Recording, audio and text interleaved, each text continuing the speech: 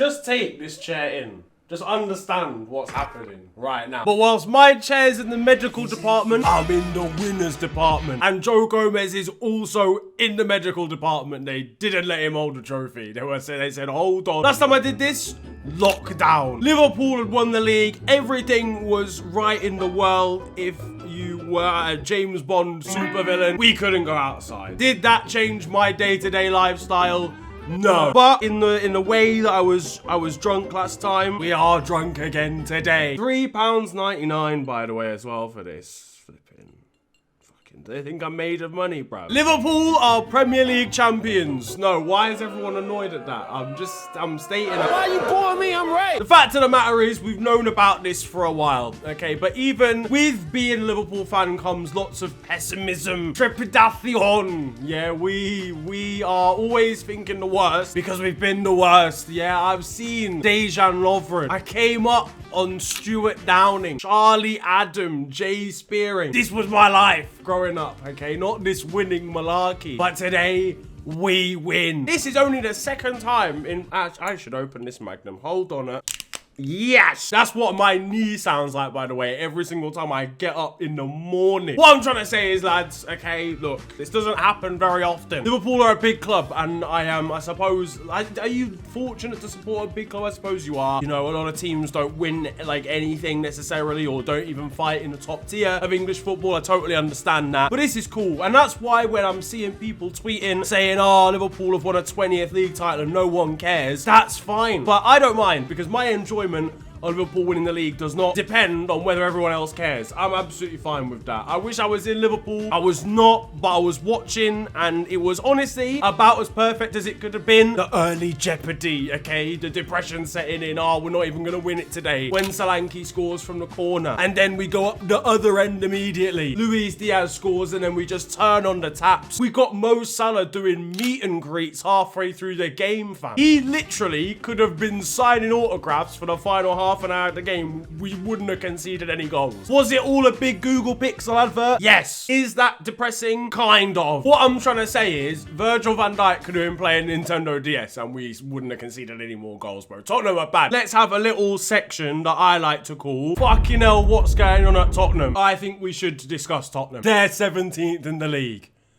Okay, thank you very much for coming to my new segment. I'll talk about the game probably a little bit more, like in FTW when that comes later this week. That'll probably be on Friday this week because it's Champions League week. So anytime there's Champions League action and Europa League action, I always film on like the Thursday and then edit the whole video on Friday so I can cover all of that as well. So bad timing kind of, but that's why I made this video today, to give like my immediate thoughts and aspirations and goals in life and conclusions. Basically to sit down and say, we're good at football. So I will talk about that a bit more. I thought we were very good. I think Spurs were very poor again. I actually almost started to feel bad for Spurs when Udogie scored that own goal because I could just feel the life being sapped out of them. Like, you know when you're just doing an activity and you know that there's still part of it to go. You're like building a chest of drawers, or you're walking around a garden center with your mum and you know that you've got to be there for like another 45 minutes still. But it's not over yet and you've just got to ride it out. Pause on that. And unfortunately, that's Spurs' whole season. That's them playing football. Jed Spence took a shot about 70 minutes in. Bro must have been 45 yards out. He just didn't want to have the ball in his possession. So it was kind of to be expected. I kind of went into the game thinking Spurs just might do a madness because that's on brand for them, out of nowhere, to just do something foolish. But at the end of the day, we looked like obviously far the better team in the end. And that does bring me on to this season as a whole, because a lot of people have been having a discussion about the quality of the Premier League this season and saying the quality overall has been worse. And I do agree to an extent with the top teams, you know, like Arsenal and Man City. I think Man City have obviously been worse. Arsenal have been worse. I think you're going to be in a position where us, even with the amount of points that we have right now, is easily enough, you know, and it's not even that many in comparison to previous Premier League years. Like, Arsenal will not achieve the points tally that we currently have,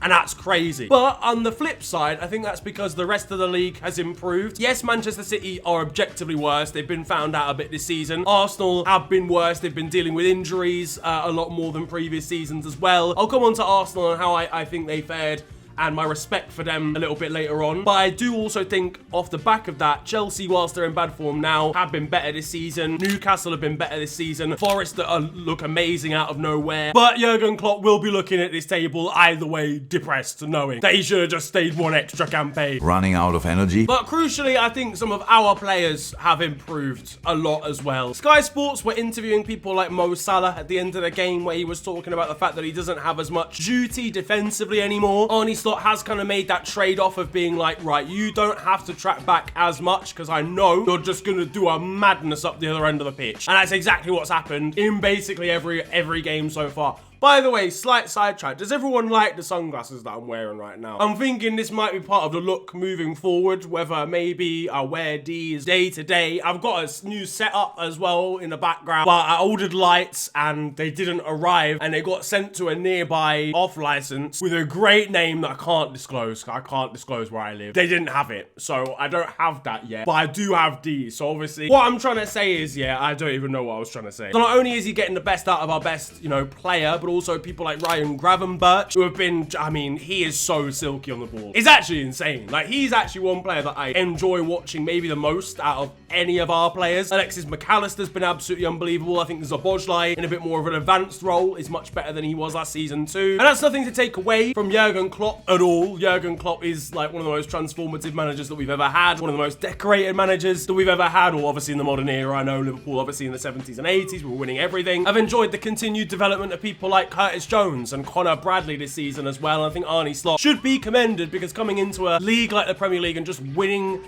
the league with 4 games to spare, by the way, like, we blew people out of the water. And listen, man, the players were having fun, and we love to see it, man. It was also good, obviously, you know, the last time we won the league, it was in lockdown. There were no fans there. We weren't able to really properly celebrate. I mean, we did, because it was the first we'd ever won. We could have been in jail, and we would have been like, hey, yo, we're gonna have the greatest time. It didn't really matter at the time, but now, retrospectively looking at it now compared to then, it's obviously so much better. Darwin Núñez was celebrating at full time by pouring champagne down Mo Salah's back. Can't believe the guy's managing to ruin an entire religion before he leaves the club. I love Darwin Núñez, but it's bold of people to assume he even got this pour on target, realistically. Apparently, it was alcohol-free champagne, which is a nice touch from Liverpool. Speaking of which, and Cody Gakpo decided to become the B-Tech Kaka for his celebration. That was such a good goal. So well taken, to be fair, for the third. He's Kaka. Darwin Núñez is just cat. Emotions were almost overflowing at the end of the game as Harvey Elliott and Richarlison got into beef. Both were yellow carded, Harvey taunting Richarlison, obviously ex of Everton. Get back on your bus, sunshine. But speaking of Everton, yeah, and I've got to say, right, I know it's at the detriment of us and of our fans, and I'm sure our fans, given the day, found the funny side of it as well. Genuinely, I shouldn't even say this really, but props to Everton fans who sold blue flares with like red flare labels on the front. And so people like Liverpool fans were letting off flares like as celebrations after the game when they were blue, because they were labeled as red. Blue, obviously, for Everton.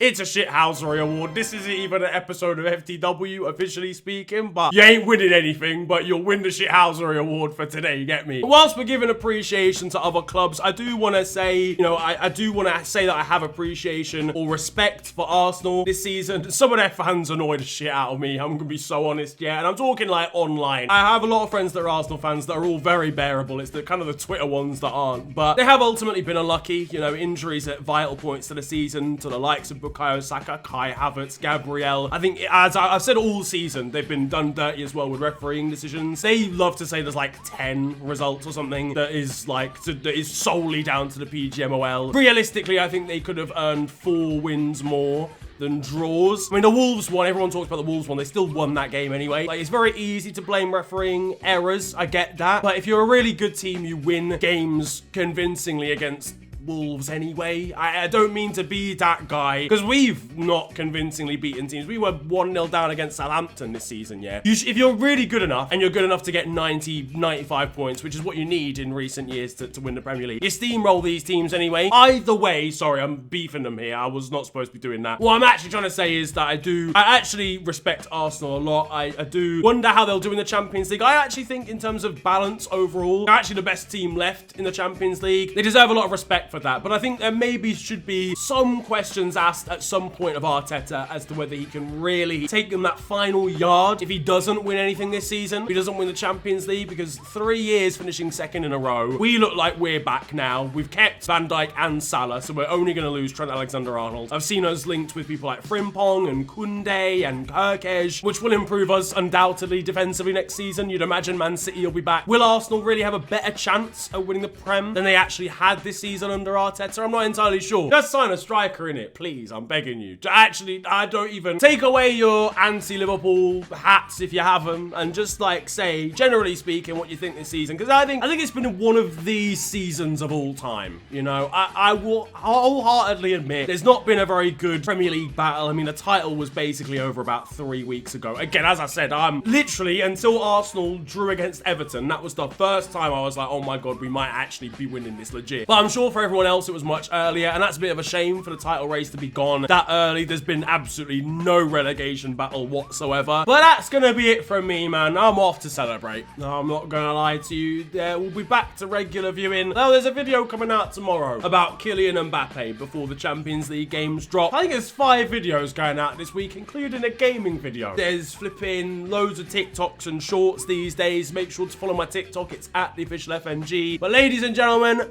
it has been my pleasure flipping it. So they're actually quite dirty. They've been dirty the whole time. Yeah, man. Liverpool, Premier League champions, 2025, forever.